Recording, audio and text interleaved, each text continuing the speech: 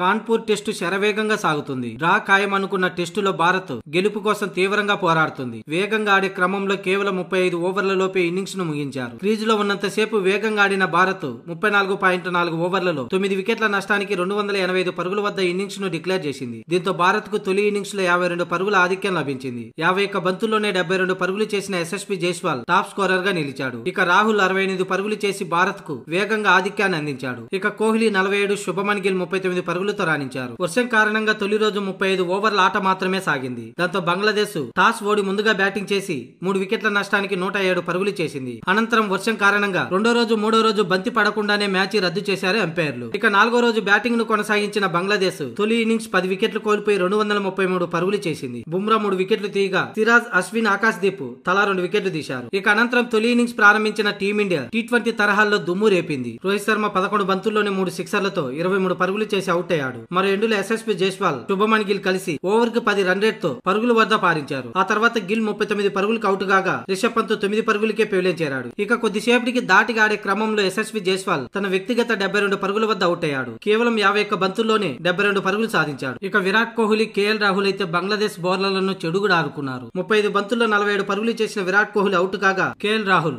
43 బంతుల్లో 68 పరుగులు చేసి చివర్లో అవుట్ అయ్యాడు. ఇక ఆ తర్వాత వచ్చిన వారు వచ్చినట్టే పెవిలియన్ చేరడంతో టీమిండియా 9 వికెట్లు కోల్పోయి 285 పరుగులు చేసింది. ఇక అనంతరం వెంటనే రోహిత్ శర్మ డిక్లేర్ చేశాడు. ఇక ఆ తర్వాత రెండో ఇన్నింగ్స్ ప్రారంభించిన బంగ్లాదేశ్ అశ్విన్ దెబ్బకి 26 పరుగులకి 2 వికెట్లను కోల్పోయింది. ఇక భారత్ ఆధిక్యానికి బంగ్లాదేశ్ ఇంకా 26 పరుగుల వెనకబడి ఉంది. రేపు బంగ్లాదేశ్ ను మొదటి సెషన్ లో లేదా రెండో సెషన్ లోనైనా ఆల్అౌట్ చేయగలిగితే టీమిండియాకు గెలిచే అవకాశాలు ఎక్కువగా ఉన్నాయి.